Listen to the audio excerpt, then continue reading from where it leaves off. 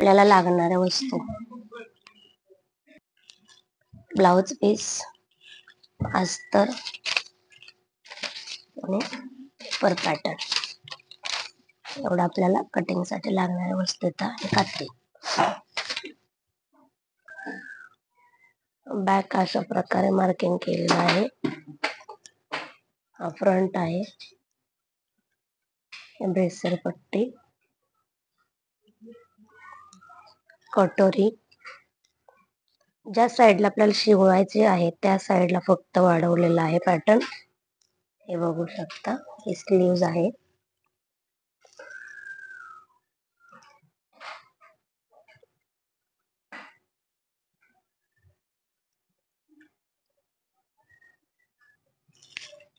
Paper pattern मार्कआउट केलेले आहे मी.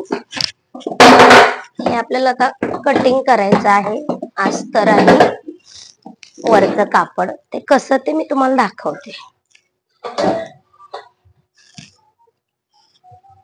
हे बघू शकता तुम्ही. ज्या साईडला मी मार्किंग परफेक्ट केलेलं आहे तसंच मी कटिंग करत आहे. त्याच प्रकारे तुम्ही हे करायचंय. आता माझा गोल गळा असल्यामुळे मी लगेच त्याच्यामध्ये काजबटन पट्टी काढून घेत आहे. काजबटन पट्टी रुंदीला 7 ते 8 सेंटीमीटर हवी आहे. कमी नकोय. जर जास्त निघाली तर 7 किंवा 8 सेंटीमीटर करून घेणे गरजेचे आहे. किंवा बाय चान्स कापड जर कमी असेल ब्रेसर पट्टीला, काजबटन पट्टीला, तर तुम्ही जॉईंट ही देऊ शकता. जॉईंट देऊन तयार केली तरी चालते.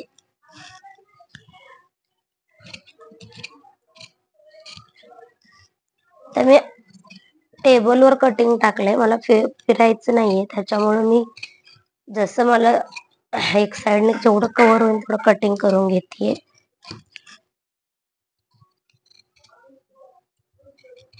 अलीकडे नाही ना पलीकडे नाही कापायचा. ज्या साईडला आपण जिथे मार्किंग केली आहे तिथेच कापायचं आहे.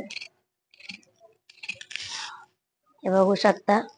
कटोरी मार्किंग केलेली कापली आहे. या साईडला आपल्याला कटोरीला शिवायचं आहे आणि मध्ये टक्स मारायचा आहे. त्याच्यामुळं या साईडला ही मार्किंग सोडलेलं आहे आणि मध्ये ही मार्किंग सोडलेलं आहे. तेही 1 सेंटीमीटर सोडलेलं आहे, जास्त नाही. मी फ्रंट कापत आहे. हे बघू शकता.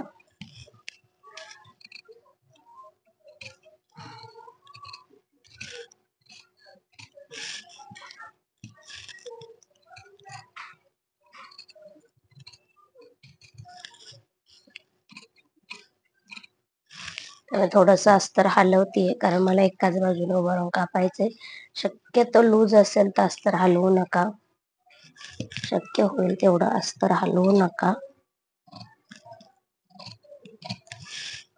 हा माझा फ्रंट निघलेला आहे. माझं बॅकही निघलेलं आहे पूर्णपणे. ह्या साईडचं मला कटिंग राहिलं होतं. ब्रेसर पट्टी काढतीये.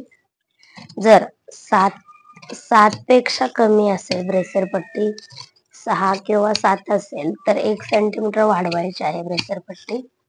जर 8-9 असेल तर ब्रेसर पट्टी वाढवायची बिलकुल नाही. खालच्या बाजूने उंची वाढवायची आहे फक्त ब्रेसर पट्टीची. हे बघू शकता. बाकीचं सगळं कापून घेतलेलं आहे. आता फक्त स्लीव्ज राहिली आपली. तीही मी तुम्हाला कशी कापायची दाखवते. हे बघू शकता. तर अशा प्रकारे मी बाकीचे सर्व पॅटर्न कापून घेतलेले आहेत. बाहीही मी कापून घेत आहे. बाहीला एक खड्ड्याची बाजू असते आणि एक उठावाची बाजू असते. ज्यावेळेस आपण बाही कापू त्यावेळेस स्वतः होईल तेवढं तुम्हाला एक काळजी घेणं गरजेचं आहे. खड्ड्याच्या बाजूला ह्या साईडला मार्किंग केली तर अपोजिट साईडला त्या साईडला करायची, जेणेकरून दोन्ही साईडच्या होतात. तशाच प्रकारे प्रत्येक पॅटर्नवर तशाच मार्किंग करून घ्यायचे आहेत. हे बघू शकता. म्हणजे जेणेकरून होता होईल तेवढं अपोजिट साईडचे कापड होतात. कारण एकाच साईडचे झालं तर परत उसवायला खूप प्रॉब्लेम येतो अस्तरच्या ब्लाउजला. हे बघू शकता. असं जर तुम्ही केलं तर बिलकुल तुमचं एक साईडचं कापड होणार नाहीये, पॅच होणार नाहीये. हे बघू शकता माझ्या फिक्स टक्स आहेत, फक्त मार्किंग केलेले मी चटके देते.